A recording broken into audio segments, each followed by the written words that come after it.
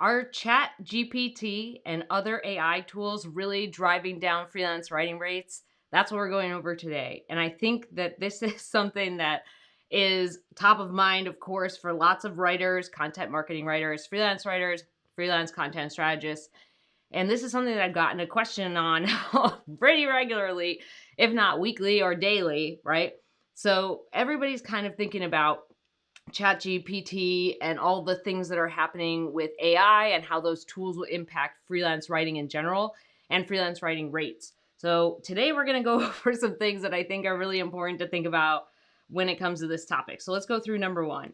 So when we're thinking about, hey Marie, okay, hold on. It just like doesn't want to participate for a second. Hold on. Okay, let's go. There it is. Is it working? Did it turn on? There it goes. Finally. Okay. So the first thing we're talking about AI and freelance writing rates. So I've gotten a lot of notes about that they think that writers think that ChatGPT is going to drive down rates because clients will then say like, well, why am I going to hire a writer? I already have this AI tool doing it. Or they're talking about how rates will go down because, hey, Vicky, I love the wave. They're talking about rates will go down because more of the work will be done by AI, or that clients will end up not accepting higher rates because you're not doing as much work or something crazy like that, which is just nuts. So it's just nuts. Hey Vesna. So for me, when I think about this stuff, I think AI and ChatGPT can be used strategically. I think that they are important tools. I haven't really used them that much recently. Um, but I do think that more clients will be interested in them. But I also understand that when you're thinking about content, it's always the same thing. Like they're always looking, um, oh, I have a bear hair on my face. They're always looking for quality content. They're always looking for quality, right? And a lot of times when freelance writers get scared about rates going down, they're already working with clients that don't see the value in working with them, right? They're already working with clients that are like, oh, if you chop off 100 words, is it 100 less dollars? Like their view of the landscape is based on these clients who already are red light clients, who already aren't the clients who are invested in quality.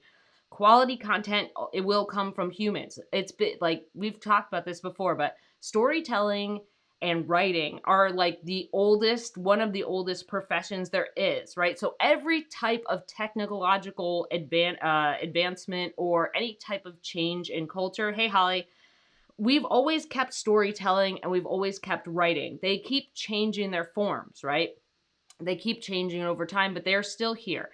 So when I'm getting these questions, it's not from writers who are working with clients who really care about how the work is done to a certain degree or how things are done with quality or the like proper connection to their audience or how that works with their audience taking certain actions. They're working with clients that are like trying to nickel and dime over the dumbest stuff. And they're working with clients that are just like, oh, I can find someone on Upwork or Fiverr to do it cheaper, or I can go to a different country, or I can go do this and find someone to do it cheaper. Fine, go do that. You have the right to do that. You don't have to work with me. The only reason you're saying that is that you're hoping I come down in price or that you're hoping I don't understand the value of my work, right?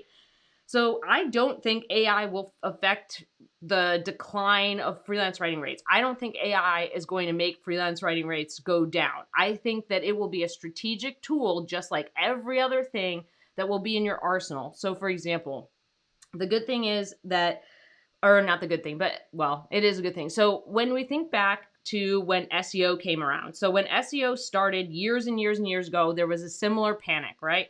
Everyone was like, oh my gosh, like SEO is going to ruin writing and we're just going to lose all of our money and jobs because SEO is going to like make everything robot-y or whatever. And that was true. At the beginning, when SEO came out, there was a ton of keyword stuffing. It was like, how many times can you repeat this phrase in a blog post? And there was a ton of ways that people abused SEO.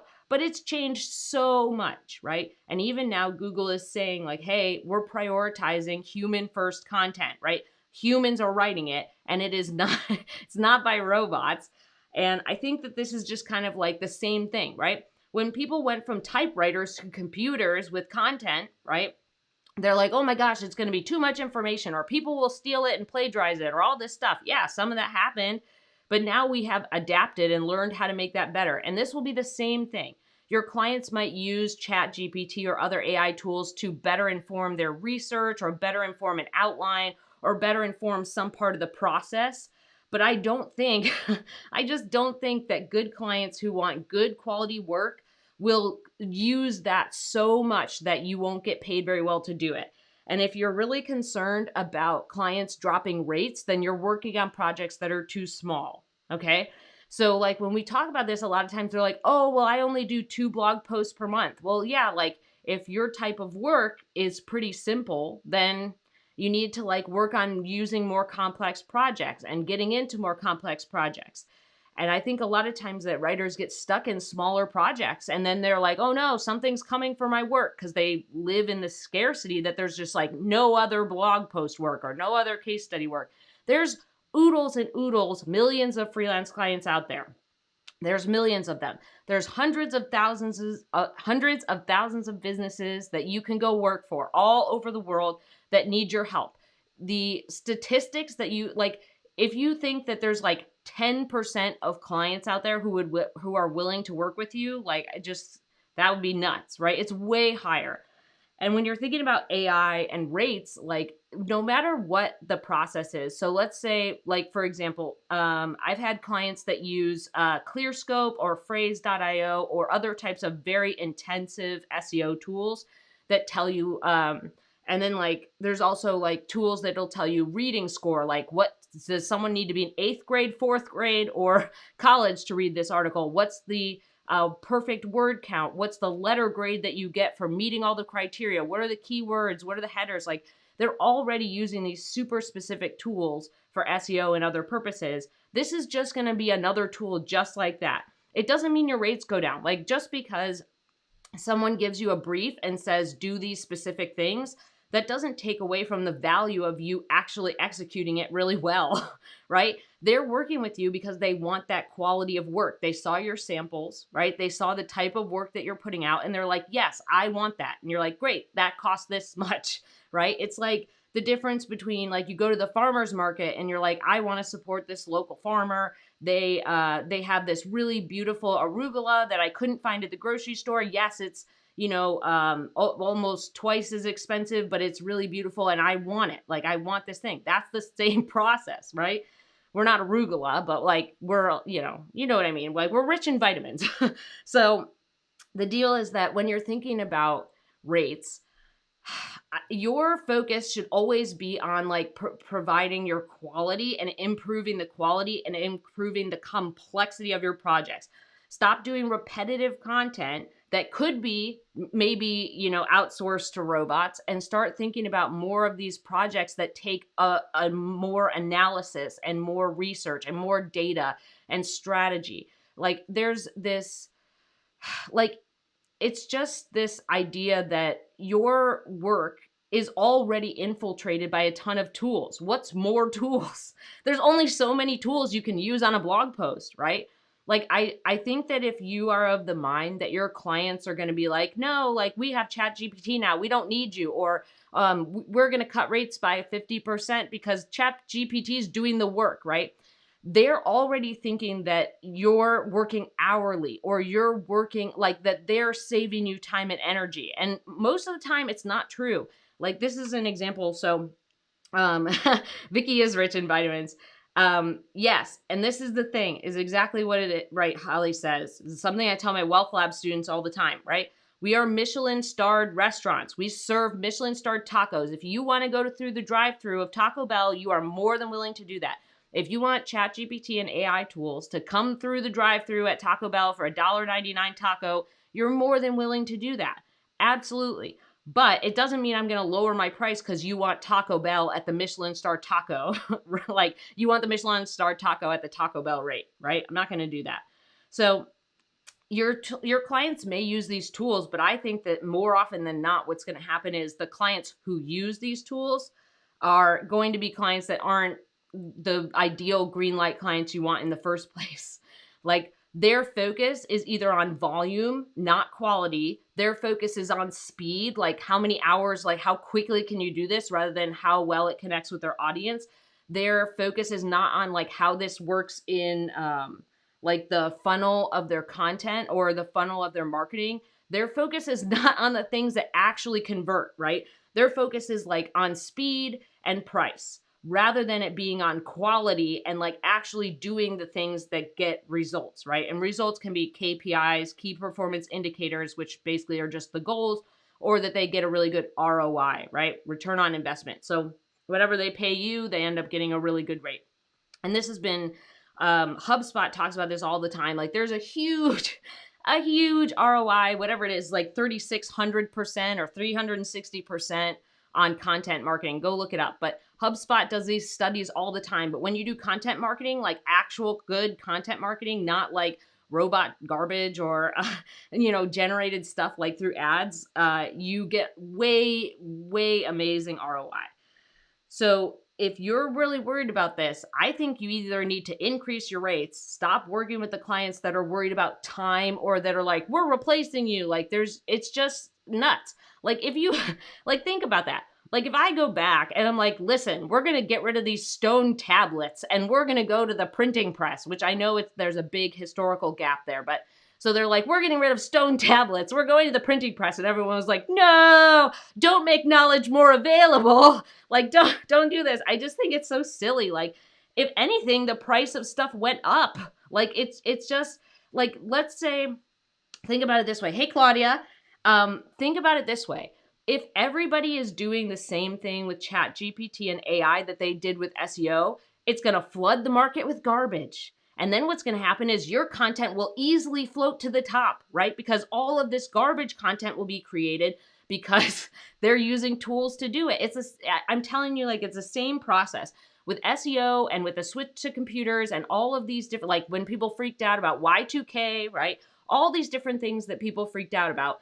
None of it actually, like a lot of it, none of it came true. And two, people use the tools to save on the stuff that they're lacking. Like they don't understand the long-term value of it. They're just like, how do we create more content quicker instead of focusing on quality or instead of focusing on kind of like the services that we offer and the types of content we can create. So this is like, remember, if you started writing back then, you remember looking at all those keyword stuffed articles. You couldn't even read them. They were terrible. And I had to do that, right? So this is something, I actually haven't talked about this, but I had to do that. I had a couple clients, 10 years ago when I first started, that were paying me like, $15 to do stuff. And a lot of it was like, they were like, yeah, you need to repeat this phrase 10 times. And I'm like, what? So like, remember that a lot of that content, when it first started with SEO, it was like very garbagey, very keyword stuffy. They're just like, we just want the Google search engine robots to get it, right? But that didn't continue, right? It all kind of phased itself out. It worked in a different way. So SEO now is this carefully crafted process. And now there are people who get paid giant piles of money just for SEO strategy, good SEO strategy. So when you think about rates changing because they're using the robots, maybe you just become a ChatGPT and content strategist, and then you make more money by doing this nice harmony of them, right? But like, I just think that all of this stuff, like there's going to be a big infiltration of content. Yeah, I think ChatGPT is good for specific things. Like I think ChatGPT will be used by your clients for different things. So Claudia says it's great for research. And I think, hey, Anita, I think that this particular thing, it will be useful just like all the SEO tools we use, right? Like, it's not that it's taking over your job. It's just another iron in the fire. It's another thing to check out. Anita says that I can still spot a keyword stuffed article to this day. Yeah, it's brutal, right? You catch these articles and you're like, oh, no. And the same thing's going to happen with these AI articles. And this is kind of leading into, I'm going to use this as like my two things. So hold on one second. So for two, so this is going to lead into like, I think this is what's going to happen when there is, so like as our second two part here, what's going to happen is that more and more places, if they use these AI tools, I think they're going to have to mention it, right? The same thing that happened with sponsored content. So for a long time, there was like a pretend thing, like this isn't sponsored content. Like, no, it's not an ad, or it'd be like baby size font that you can't read. Now it says in big bold letters, like, this is sponsored content, like this is an ad or whatever. And I think this will be the same thing. I think that there'll be like a tag that'll say, hey, this was generated by AI, or this is, published in part with help from a tool like ChatGPT. I think they'll have to say that because there's already a bunch of lawsuits, right, with art. So art, like, basically they take AI tools and they can copy someone's signature style, right? So they could redo a Picasso or do a new one, or like an artist who spent years making their own unique brush strokes or how they do stuff that other people can't do. They're like teaching the robot to do it, which is like stealing. And then there's also plagiarism, right? Which is big for us, and copyright infringement. I think that's going to be a huge problem. Just anytime you're combing the internet for stuff and then making your own article, like, that's just literally combed from other stuff, that's plagiarism. You're just like taking it and pasting it, right? And I get it, it's like a complex kind of process, but I really believe that it'll go the same way. There'll be copyright infringement, there'll be other stuff, they'll either have to label it or something will happen. And I just think that that's another reason why our rates won't go down. Like, your rates won't go down because your clients like don't want to be caught in a copyright lawsuit. They don't want to be caught in these weird situations. They want to have like generated real content by humans, right? So yeah, and Anita says she's curious to see how the lawsuits will play out. Me too. Art is first, so we'll see how that goes. But I don't know. I just have this feeling that there's a reason why there's tools like Copyscape, right? There's a reason why Copyscape exists to check for plagiarism, right? And if ChatGPT and all these other tools are just scraping, like, to create content, that's not good. But if your clients, right, like, let's say that your clients, like, let's say this whole thing is working out and your clients aren't willing to pay as much, they're not your clients. They're not your clients, right? I just don't think that's a thing. I'm not going to back down on the idea that writing and storytelling are like the oldest forms of human communication. And it's one of the best ways to help humans and also help them find the tools, products, services that they need, right? These are really critical steps that humans take. And I just think that if you start getting more clients that are like, no, like, we're going to do this, it's the same, like, just hear it in your mind. Like, if someone says, you should charge less because we can go do this, it's the same thing as someone saying, we can go to Fiverr, or we can go to Upwork, or we can go to blah, blah, blah, or we can go anywhere else and find someone to do it cheaper. Fine. If price is your thing, cool. Go do that. You are always welcome to do that. We are not the right fit then. But what they want, right? What they want is your Michelin-starred taco. They want your Michelin-starred taco at Taco Bell prices. So they think, like, by basically threatening you that they're going to go someplace else, that you're going to be like, oh, wait, I'll cut my prices. Like, please, I'm so desperate for work, right? And that's the idea that they're carrying. The idea that they're carrying is you're so desperate for work because you're a writer, you're a starving artist, and you're so desperate that you're just willing to cut down your prices. That's why I say, like, they don't understand the long-term value of that work. They care about price, and that's totally fine. If price is their main factor for decision-making, cool, go to somebody else. But the fact that they're trying to negotiate with you means they want to work with you, but they don't understand. Like, they think that you will, like, cave in on the fact that your value is just as good as the Taco Bell taco. And don't do that, right? It's just not. I think that that's like, there's all these like little mind tricks that happen, right? When we go through negotiations or when we're talking to our clients.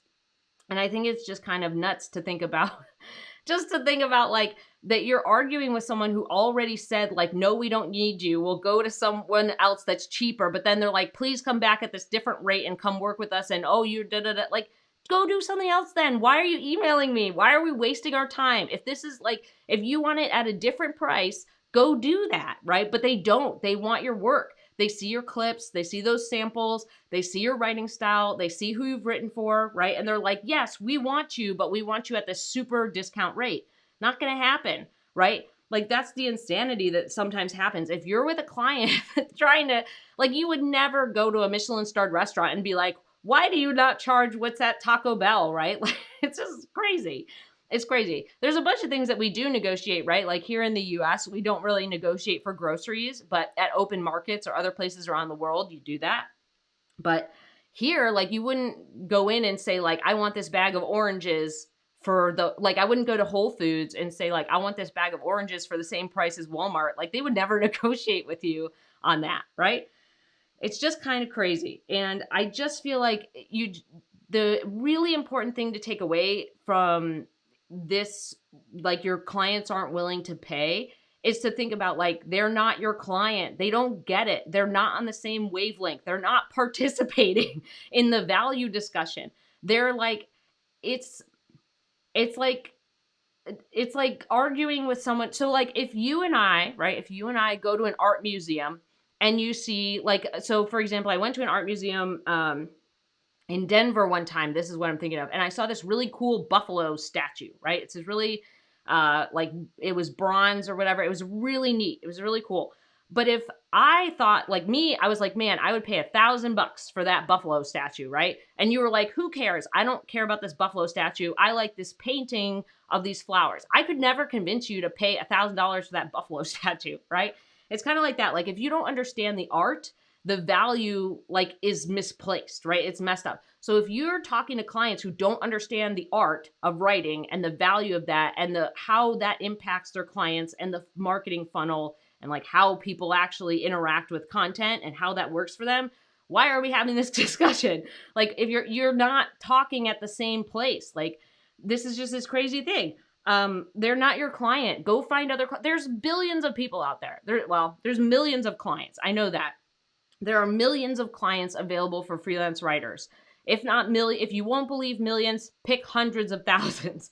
So there's huge piles of clients out there who need your help, who understand value, who are looking for quality and are looking for the right stuff. They are looking for, like, when they see your clips, they're like, I love that. Let's do that, right? And you're like, cool, that costs this much money, right? There is no, like, weird discussion about all these other things. So with ChatGPT, if someone wants to go do that for all of their stuff and they just want you to, like, fill in the blanks, that's not your client. Move along. Okay, that's number 2. Let's talk about 3. Also, we should do a quick, so we have our friend here. So let me give you guys a quick update while we're in the middle here. So Barry had an incident, and he has been, for over the last week, he's been kind of like in an emergency kind of situation. But now he seems to be getting better, and he wanted to be on the live stream today. I was going to kick him out, but he decided he wanted to be here, so he's going to be here today.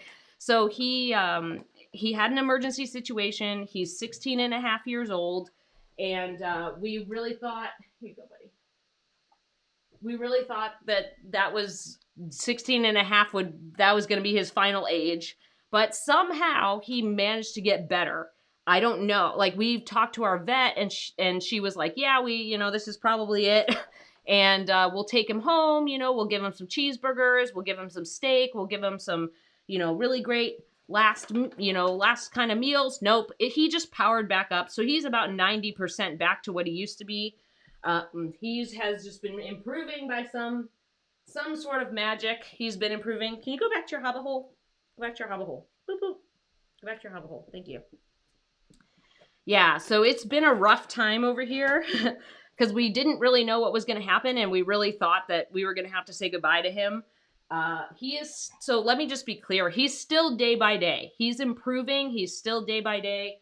But he I don't know how, but he's regenerating again. So every time, like, we think we're going to lose him, somehow he regenerates and gets better based, like, not on medical science. Like, every time we talk to a specialist or talk to the vet, they're like, yeah, this is probably it. And then he just lives another year. So here you go, bud. Good job. So I am being kind of sensitive having him on here. I wasn't going to have him on the live stream, but he wanted to be here, I guess. He didn't want to leave. He wants to be on the live stream. So here he is. Yeah, so by some kind of magic, he just keeps... You have to go back to your hub hole. He just keeps getting better. Go back all the way. Can you do your high fives? Boop, boop. And like I said, this is still tentative. So he's still day by day. We're just kind of like taking it slow and we're seeing how he's doing. And he's, you know, he's not technically like totally out of the woods yet. High five. Good girl. Uh, but he is improving, and he is 1,000 years old. So, so he could pass away at any moment. Hopefully not on the live stream, but knock on wood. But so in any case, somehow he magically seems to be getting better. I don't know how, but every time I'm like, this is like, you know, every time I think like, oh, well, you know, he lived a great long life. He's 70 pounds and he lived to be 16 and a half. He's like a medical miracle. He's like, you know, every time I think like he can't possibly get through this, somehow he does. So like I said, he's still day by day. We're still, you know, giving him all the snacks and treats and stuff. And he's probably like 90-ish% back to what he used to be. But I don't know. I'm just gonna, I told him, like, I already cried wolf for you like 3 times. Like, I legitimately thought we were gonna lose him already within the last year about 3 times. Every time he's just like, nope, I'm fine. He's like, just kidding. Just kidding. I gave you guys a real big scare, didn't I? He kind of like Willy Wonka's our life. And he's like, tee-hee, like, I gave you guys a scare. And we're all like, what the fuck? Why are you doing that? Here you go, buddy. Oh, sorry. Here you go. So in any case, that's how Bo's doing. I've been cautious about giving updates just because, like, I just wasn't sure. But here he is. He wanted to be on the live stream today. They know, like, both the dogs know, like, there's, you know, if I come in here at a certain time, like, or I'm talking about the live stream, or if I'm doing something, like, they'll come in here and be like, all right, we're going to be on live stream. All right, let's talk about 3. Let's talk about 3 here. So 3, there we go. 3, when we're thinking about this stuff, so let's talk about what would be useful, right? We already kind of mentioned those things. Claudia mentioned research. Didn't someone else mention something? Yeah, so research, you could do like outlines with this. So the ways that we would kind of incorporate ChatGPT or AI in our writing would be outlining, research, gathering different stuff. Oh my gosh, Woo, go back to your hubba hole. Go back to your hubba hole. Here, no, go back to your hubba hole. No, you can't put on the brakes. You can't put on the brakes. Go back. Go back. All the way. Can you lay down? Thank you. Can you lay down? Good job. Okay. Yeah, Holly, I definitely think that. Like, I think basically Bo was like, oh, I could have lived this way my whole life. Like, you giving me cheeseburgers and steak and chicken. Like, well, if I could live my whole life this way, I better keep living to get all the chicken and steak and cheeseburgers. I think that's what he thinks. He's just like, oh, this is my new normal. I'm going to live forever now. So, yeah. In any case, so you can use AI tools and ChatGPT for research, for outlining. They're going to update the tools more and more over time. Oh, there was something that we talked about in the Wealth Lab was Italy banned ChatGPT or something, I think. Is that right? We were talking about, I think if I remember right, Italy banned ChatGPT already or some other kind of AI thing. So we'll see how that works out. But yeah, so there's a whole bunch of different things that are going to happen with this. If you're someone who has a client who's using it, or if you're someone who wants to test it out, I say test it out and test drive it. I'm kind of like a little bit of an old school old lady about this stuff. So like I let other people be the guinea pigs for a while. And like I have plenty of students who are smarter than me with tools. So I let them test it and I'm like, okay, you go figure that out. And then they're like, oh, here's 3 cases that are the best. And I'm like, sounds good. And then I go off and test it. And then I'm like, let's tell everybody. So like, I'm not as good of a guinea pig tester as like a bunch of my students. So I'm like, you do that because you're smarter than me with tools. So I'm going to let them do that. But so far, research, outlining, idea generation is really good. So like if you're kind of stuck or like if you're trying to generate more pitches or if you're trying to come up with more ideas or angles or phrasing or something like that, I think ChatGPT would be good for that. I would pretty much use it as just like, it's another thing in your tool belt. It's not that it's taking away. It's just something else, right? So we always want to kind of think about any new tools or any kind of landscape changes as this is just another tool, right? people freaked out when they went from typewriters to computers, right? When they were starting to publish content different, and when online content became more and more prevalent, right? Or the publishing industry, right? The publishing industry has had quite a lot of changes, right? And now like book talk has really helped, like book talk on TikTok has really helped revitalize that. But there's always going to be a change. There's always going to be some kind of thing that overhauls the landscape, or some kind of thing that changes the way you do stuff. Take it now as putting a tool in your tool belt. Experiment with it, try it out, see what's going to happen, but don't change your rates, and don't change like the quality of your work based on all this stuff, right? So like when keyword stuffing came out, I was dumb enough to do it, right? Like I was dumb enough 10 years ago to be like, yeah, you'll pay me $15 or $25 for a 1,000-word article. I'll do it. And so then I was like, I'll do whatever you want. So don't do that. But remember that these things will then work themselves out. So maybe there'll be certain cases where AI tools will be really great. Maybe you'll end up working for a bunch of AI tools as clients instead of having them as something in your tool belt. Like, I think these are always kind of great things to watch. They're great things to use as a marker for what may happen in the future, or use as a think point, basically. Like with SEO, it took years for them to iron that stuff out. It took many years to figure out like what's appropriate with SEO. How is this going to work? It took years for there to be an abundance of SEO strategists, right? And then SEO strategists get paid really well to do that.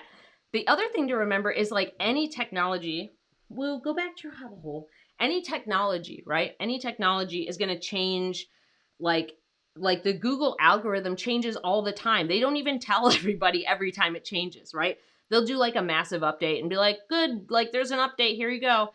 But SEO is always changing. The way that the algorithms work on every single platform are always changing. So it's always this like sprint to the next marker of change, right? So like even if we do best SEO practices today, it doesn't mean that that's not going to change tomorrow. It doesn't mean in 6 months Google won't change the algorithm completely. Like chasing the algorithm, especially like a black box algorithm where you know nothing, you don't really know a ton about it. I feel like that is just like there's always going to be stuff changing. I think the important thing is to like think about adapting. How will this change? Like I said, like if you're doing a lot of blog posts, maybe think about more complex projects. If you're worried about if you're already getting this like spidey sense that your clients are going to be like, oh, we'll just have a robot do it. Like those are not your clients. They are not providing the right type of content. Like, I think that's what's going to happen. Like Google already said that like AI generated content wasn't going to be like ranked very well. They said they're prioritizing human first content. So even if you go off and create all this stuff with AI, it doesn't mean Google's going to put it in search results, right?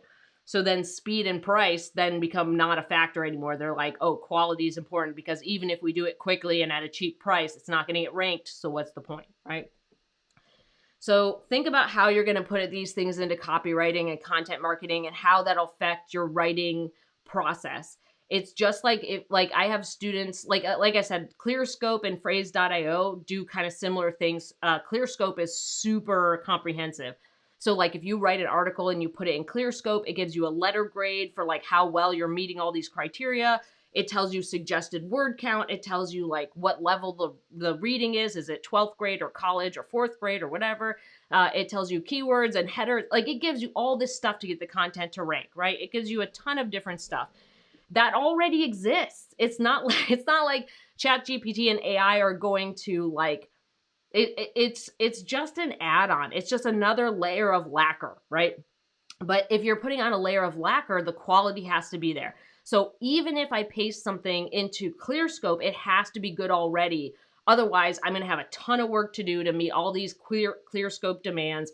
And the other thing to think about here in this particular category is that I have, me personally, I have a bunch of content. I don't know what it is, like 15 articles that are like on the first page of Google that I never used any SEO tools for, okay? I didn't use any special stuff. I just wrote quality content and did the thing I was supposed to do, okay? So like if you go and look for this stuff, Like you can just, they're just regular ass articles. Like they're just well done and they meet all the things and they answer the questions the most, right? They answer the questions that someone would have about that topic the best. It's not that I was like, oh, I cheated the robots. I cheated the robots and I got all this stuff done. Like I put in all these SEO keywords and the perfect header and the perfect blah, blah. Like you're missing the point. Like humans reading that content don't care about the perfect header, right? We're kind of balancing the algorithm, putting something on the first page of Google and humans, but humans I think will always win because humans are the one clicking it, right? And this is an example I've given before. When I was researching for an article, the first search result for an article, like I was looking for stuff where I was looking for other pieces and other studies and data points. And the very first search result was from 1997. Okay. Even after all this time, the very first search result for this topic was from 1997 because it answered the questions the best. It didn't have a ton of SEO. It was just answered the question the best. People liked it the most. It got the most clicks. Like it's a long-standing thing that people really like. It wasn't even a study, it was an article. And I just feel like that is the best example. Like people worry about robots and they worry about rates and they worry about all this stuff, right? But the best stuff always comes to the top. It always does. That's why when you Google search something, you can get a result from 1997, from like 25 years ago, right? It's just the best thing. It's the best thing. It gets the most clicks. And that's what repeats itself, right? Whenever you read about SEO or whenever you read about content marketing, they always say the same thing. Like the best articles will get the clicks, right? Yes, you can optimize. That's why it's called search engine optimization, not search engine winning forever on every platform ever invented, right? You can optimize for the platform. You can do your best, but eventually what's going to happen is the good stuff will come to the top. The things that do the stuff an audience wants. It answers the questions. It follows through on the topic. It gives quality information. It provides backed up stuff by research or studies or interviews or experts or whatever. It is holistically and completely amazing outside of robots, right? That's the piece that always matters. And before we even had robots, it was the same thing. It's the same stuff. So for me, I always kind of like think about that stuff, like that you can search for a topic and still get things that are super old, right? There could be times like where you could find like newspapers have published stuff from past issues from decades and decades and decades ago. So you can find that as well. Let's talk about 4 real quick. Yes, Woo, did you want to say something to the people? Well, you're like super snug today. It must be because it's cold and rainy. Yeah, the other business says, me too. I let other people do the beta testing. Yeah, I just feel like that's kind of like, it's better because I just know there's people that are better with tools than me. They're better at evaluating certain things. So I'm like, you do that. Go do that. And then I'll like do my own test after because I'm not as good as at evaluating these specific criteria as you. Here you go, bud. Good job, buddy. All right. So let's talk about 4. So this is our last little piece here. So let's talk about, this is the major factor, right? This is the major factor that robots can't replicate. Robots cannot replicate several things, but one, they can't replicate human connection, right? So if I'm writing an article and I'm a restaurant owner and I'm telling you about the time I almost lost my restaurant because I was struggling to pay my water bill because of XYZ things happen, and I paint this super visceral, amazing picture for you of like, oh my God, and you're like, I get it. You drop me in on boots on the ground. I get the experience. I'm with you. Robots can't do that.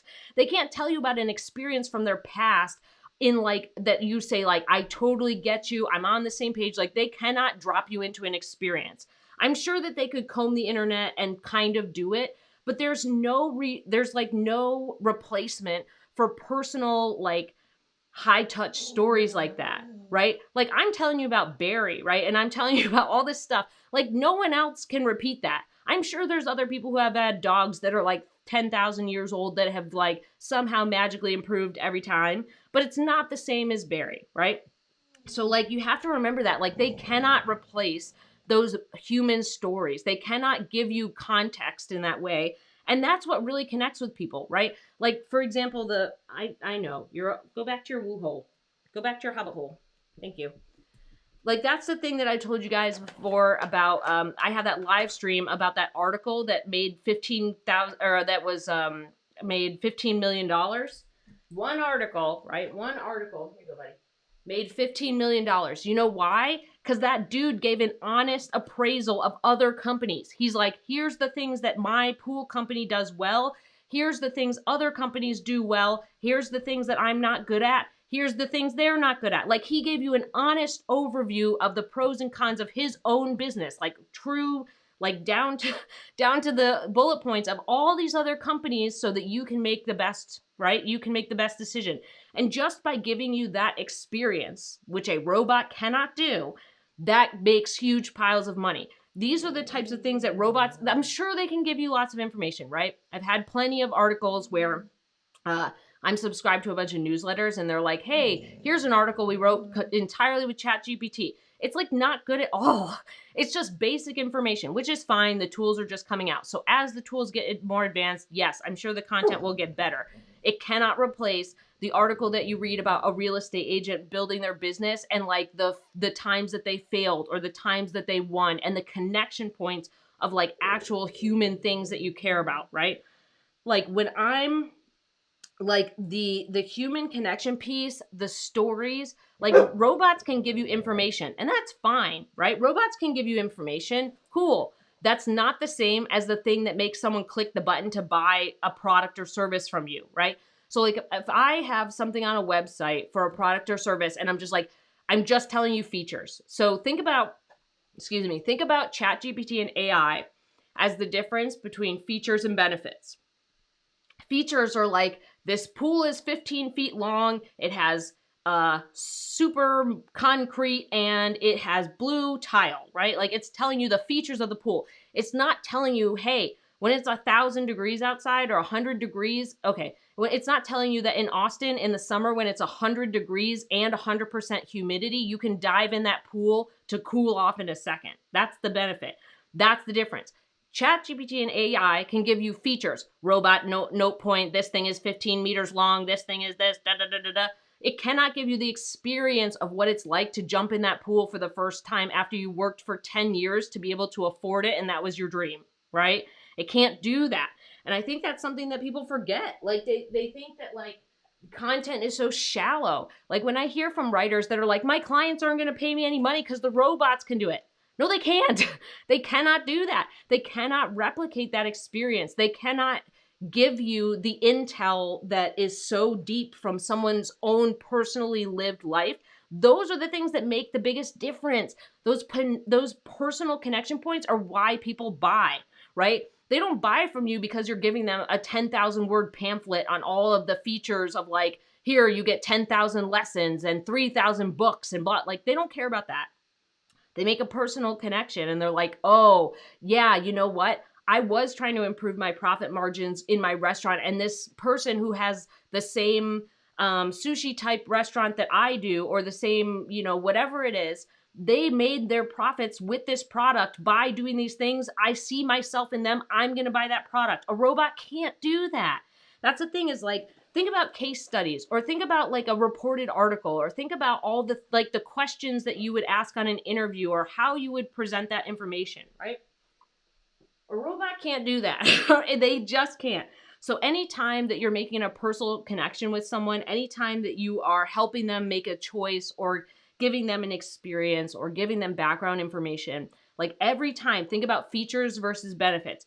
Features is like the roboted bullet list of like what that thing is, right? So like, if I'm going to do like a POS system for a restaurant, I'm like, this thing has the POS system plus the loyalty program plus a connection with Square plus this. And I can tell you like all the integrations, and I can tell you that you'll save 5% on processing. But I won't be able to tell you that because you save 5% on processing fees, in the next year you were able to give your head chef a raise because you finally could afford it after they've worked for you really hard for a super long time, right? Those personal stories are what make the difference in the content. That's what makes the content valuable. That's what makes people read and click and share and get invested in a brand, right? There's not like, like if a robot did a commercial, right? If a robot did a commercial about Serena Williams, instead of having Serena Williams in the commercial telling you about how she, like the stuff she does because she's the GOAT, right?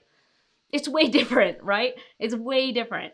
I just feel like there's a really important piece here that people miss when they're just thinking about rates. They're just thinking about these dumb clients that are trying to convince them out of the value of their work. Like, fine, if you want to go do that, you're free to do that. I'm not going to be afraid of you leaving me because you're not my client anyways, right?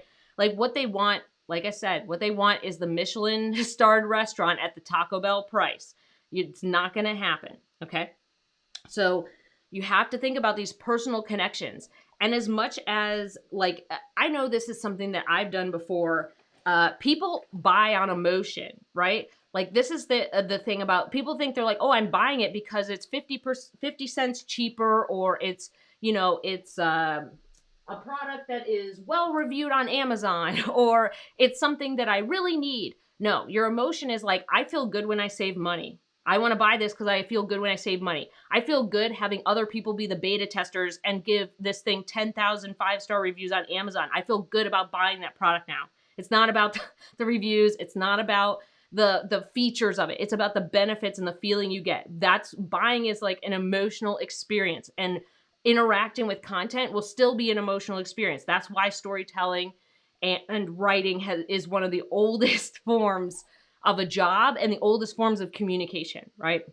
So I think if you don't lose sight of that stuff, then you don't have to worry about any of these things driving down rates. I just don't think that's going to be a thing. I'm sure you'll have to add them to your toolbox, just like the 800 other SEO tools, right? I could list off 15 SEO tools right now, right?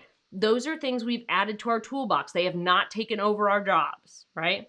This is going to be the same thing. And I'm sure there will be lawsuits and copyright stuff. I'm sure it's going to be a whole thing. And like I said, I'm pretty sure we talked about this in the Wealth Lab community, where Italy already banned ChatGPT or AI something or other.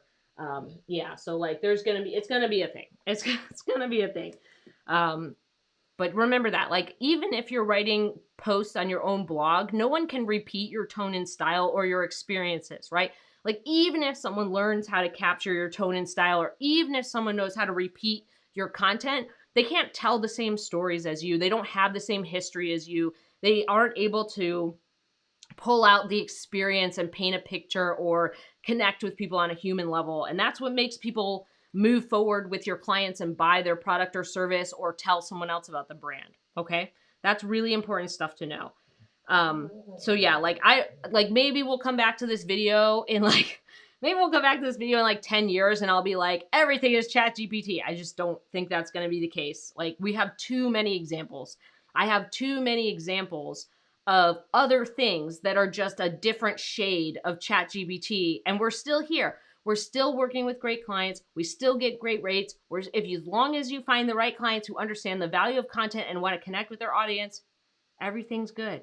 I don't think that we should be so scarcity minded over a tool. Like, it's just, people don't want to consume that. They don't. That's why Google's prioritizing human first content. Okay. Yes, it's a tool. It can be useful. Put it in your tool belt, learn more about it, but don't panic about rates. Okay. I think that should be it. So yeah, so we don't have any questions this time, but I did want to tell you guys about what's going on. So last thing I'm going to mention, if you feel like this has been helpful, give it a thumbs up. If you want to learn more about building a freelance writing business you adore, subscribe.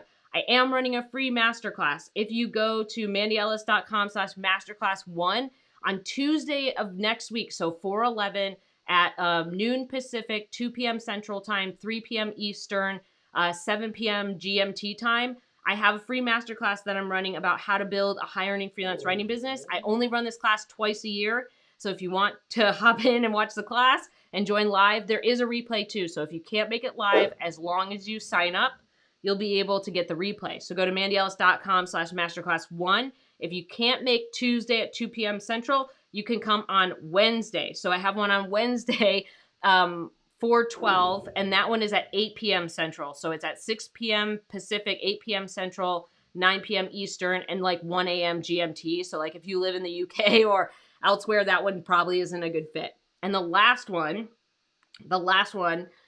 you can go to Masterclass 3. So mandyellis.com/Masterclass 3. That's on Tuesday, 4/19. And that is at noon Pacific, 2 p.m. Central, 3 p.m. Eastern, 7 p.m. GMT. So any of those classes are available. They're on the 12th, Tuesday the 12th, Wednesday the 13th, or no, Tuesday the 11th, Wednesday the 12th, and then the following Wednesday the 19th. You can see that I struggle with dates and time zones. But any of those, like, just go to mandyellis.com/masterclass1 or masterclass 2 or masterclass 3.